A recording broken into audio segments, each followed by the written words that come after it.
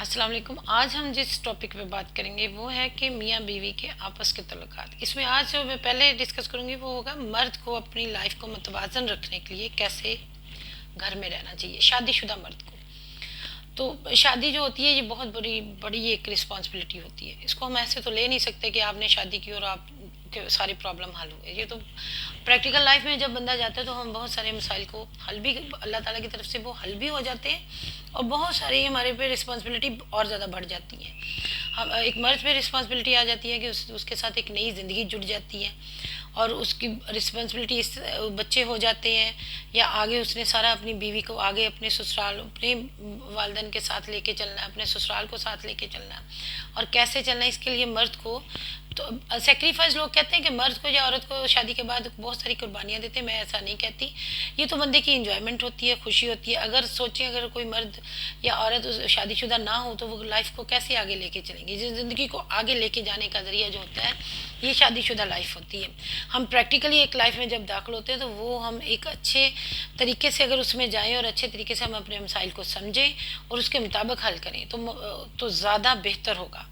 और एक मर्द की रिस्पॉन्सिबिलिटी ये होती है कि उसने पूरे घर को, अगर घर में मतलब माँ बहन या कोई दूसरा रिश्ता है तो उसको एक तवाज़न के साथ उसने लेके जाना। मतवाज़न ज़िंदगी के लिए तवाज़न ज़रूरी है। तवाज़न का मतलब होता है बैलेंस। बैलेंस कैसे करना है? माँ और बीवी के तल्लुकात में बैलेंस कायम करें। ये नहीं हो सकता कि आप ऐसा नहीं होगा। मैं कहती हूँ कुछ मर्द ऐसे होते हैं जो सिर्फ अपनी माँ की सुनते हैं, तो ऐसे मर्दों को तो शादी करनी ही नहीं चाहिए। उनके लिए तो शादी है ही नहीं। कि अगर आपने अपनी मिसेज के लिए कोई स्टैंड नहीं ले सकते हो, उसको अपने साथ उस जो उस वक्त उस मतलब फीमेल जो भी आई है उसके जितने प्रॉब्लम आप हल नहीं कर सकते तो आपको शादी नहीं करनी चाहिए। आपको चाहिए कि आप अपनी माँ के अच्छे बेटे हैं तो जितनी देर तक आप अपनी माँ के साथ रह सकते हैं तो अपनी माँ के साथ ही रहें, अपने बहन भाइयों के साथ रहें। अगर आप दूसरी पहले खुद से शादी से पहले अपना अपना सोचे कि मैंने अपनी मिसेज के साथ कैसे रहना है। और ये भी नहीं है कि माँ के अल्लाह ताला ने हुकूक बताए और बीवी के बताए नहीं है, ऐसा भी कुछ नहीं होता। अच्छा, मेरे पास जितने केसेस आती हैं उसमें ज़्यादातर ये होता है कि जो मर्द होता है ना, जब मैं उस केस के तह तक औरत आएगी, डिप्रेशन में होगी, एंजाइटी में होगी, फ्रस्ट्रेशन और डिफरेंट डिफरेंट फिट्स पड़ रहे होंगे, वो आएगी। पहले विजिट पे उसने कुछ नहीं बताया, नेक्स्ट विजिट पे हमें पता ऐसा तो पता चलेगा कि मर्द अपनी लाइफ को बैलेंस करने में गड़बड़ कर गया। वो जा तो उस दोनों पलड़ों को बराबर नहीं रख, माँ और बीवी का ही होता है ना, या कोई ननद होगी या कुछ भी होगा, तो सबको हम माँ की तरफ कर लेते हैं और बीवी के उसमें बैलेंस नहीं कर पाता। बैलेंस करने के लिए क्या करना चाहिए? बैलेंस करने के लिए कुछ भी नहीं करना मर्द ने, सिर्फ अपनी जो बीवी के हुकूक हैं जो मर्द के जुमा हमारे दीन ने बताए हुए हैं सिर्फ वो करने हैं। उसके लिए कुछ भी ज़्यादा नहीं करना पड़ता। अब ये भी नहीं है कि उठ के आप अब माँ के साथ लड़ाई शुरू, मैं ये कह रही हूँ कि माँ के साथ लड़ाई शुरू कर दें बीवी, ऐसा भी नहीं है। बैलेंस बैलेंस करने का मतलब होता है कि दोनों को आपने एक तवाज़न के साथ रखना है। उसमें ज़रूरी होता है कि आप अपने हमारे दीन में क्या बताया हुआ, बीवी के हुकूक बताए हुए हैं। आप शादी से पहले किसी आलम मुफ्ती के पास जाएं, वहाँ से वो पता करें कि बीवी मेरे जुमा कौन सी रिस्पॉन्सिबिलिटी है और एज ए हस्बैंड मैं क्यों कौन कौन से काम अपनी बीवी के कर सकता हूँ और बीवी के जुमा कौन कौन सी रिस्पॉन्सिबिलिटी है उसकी। ये भी पता करके आए कि बीवी के जुमा मेरे बहन भाइयों का या मेरी माँ का या मेरे वालिद का कितना वो काम कर सकती है। अच्छा, उसमें काम ना करने पे नहीं जोर दे रही। अब जाहिर बात है जिस बच्ची की भी शादी होगी वो काम तो करेगी ना, तो उसमें थोड़ा सा अगर आप उसको रिलैक्स कर दें बातों से, अपने अमल से, अपनी उसको खुशी दें, उसको थोड़ी सी तारीफ भी कर दें, तब भी बहुत अच्छे हालात हो जाते हैं। और ये अगर कोई ये कहे ना कोई मर्द कि मैं किसी को डरा के, चाहे वो औरत ही है, मैं डरा के काम निकाल सकता हूँ और उससे कुछ साल में ये, तो वो बहुत बुरा होगा। औरतें डरती नहीं होती, कॉम्प्रोमाइज़ कर लेती हैं। लड़कियां जो होती हैं वो कॉम्प्रोमाइज़ ज़्यादा कर लेती हैं, लेकिन कुछ सालों के बाद वो फिर और तरह की औरत ही बाहर निकलेगी ना।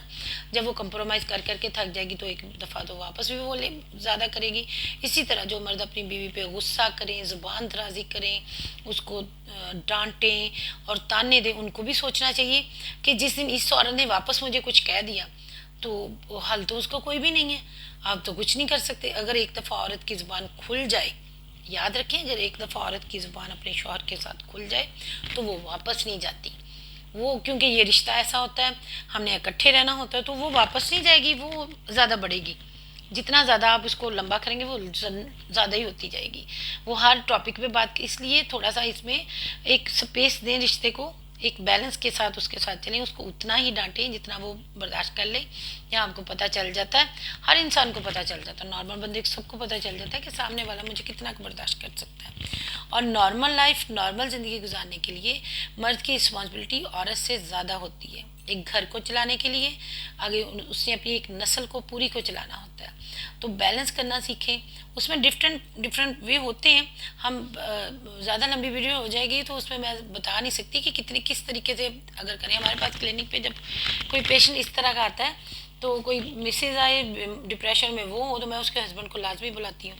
मैं कहती हूँ इसका हस्बैंड मुझे ज़्यादा अच्छे तरीके से मैं इसको डील जो मैं करवाना चाहती हूँ तो इसका हस्बैंड अच्छे तरीके से इसके साथ कर लेगा। और वो विदाउट मेडिसिन, सिर्फ थेरेपी से, behaviour therapy, concept, different different therapies हम वो करवा के उनको उसी से ठीक कर लेते हैं। तो थोड़ा सा अपनी लाइफ को तवाज़न के साथ चलें। तवाज़न के साथ चलेंगे तो अल्लाह ताला उसमें बेहतरी डालेंगे। और ये मियाँ बीवी के रिश्ते में मोहब्बत तो अल्लाह ताला की तरफ से होती है, तो इसको ज़्यादा करें, कम मत करें। बोल के बताएं उसको, अपने अमल से बताएं कि मैं अपनी बीवी के लिए ज़्यादा अच्छे तरीके से काम करूँ। उसको ये चीज़ इनफरादी तौर पे उसके लिए, सिर्फ बीवी के लिए लेके आए, जो किसी दूसरे के लिए ना हो। तो उससे भी अब एक एनर्जी अंदर से बीवी को आती है जिससे काफ़ी फ़र्क पड़ता है। और वक्तन फ़वक्तन उसकी लोग कहते हैं तारीफ़ कर दें तो अच्छा, नहीं, उसकी तारीफ़ मत करें, उसके कामों की तारीफ़ करें।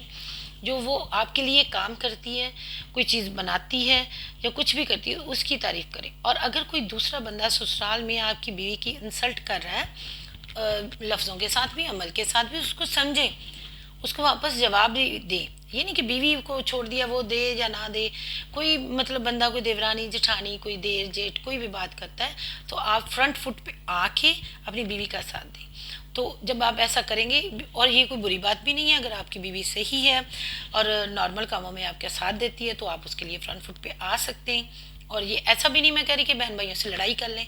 बहुत सारे मामलात में हमारे बहन भाई भी ठीक होते हैं, लेकिन ऐसा नहीं होता कि वो हमारी मतलब हमारी बीवी गलत होगी। बाज़ तो मुझे लगता है तो दोनों ही तरफ ठीक है।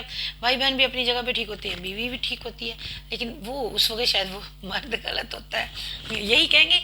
लेकिन वो माहौल ऐसा बन जाता है कि चॉइस करनी होती है एक की कि कौन बंदा मतलब ज़्यादा सही है। तो जो ज़्यादा सही है उसका साथ दें, और बेहतर यही है कि बीवी का साथ दें। तो ज़्यादा अच्छा तो जी नॉर्मल लाइफ गुजारने के लिए बीवी का ही साथ देना पड़ेगा।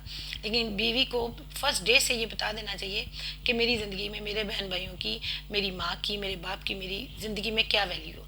तब फिर वो स्मूथली चलता है और अच्छा रहता है। और आज के लिए इतना ही। खुश रहें, दूसरों को खुश भी रखें। दूसरों को खुश रखने के लिए थोड़ी कोशिश भी करनी पड़ती है, तो करें। इर्द गिर्द के जो लोग जिन लोगों का आपके साथ तल्लक है उनको खुश रखें। उसमें सर्वेंट भी आ जाते हैं, बच्चे भी आ जाते हैं, हस्बैंड भी आ जाता है, इर्द गिर्द के रिश्तेदार भी आ जाते हैं। सबको खुश करने की कोशिश करें। ज़्यादा मुश्किल नहीं है, आसानी से हो जाता है। ठीक, अल्लाह हाफिज़।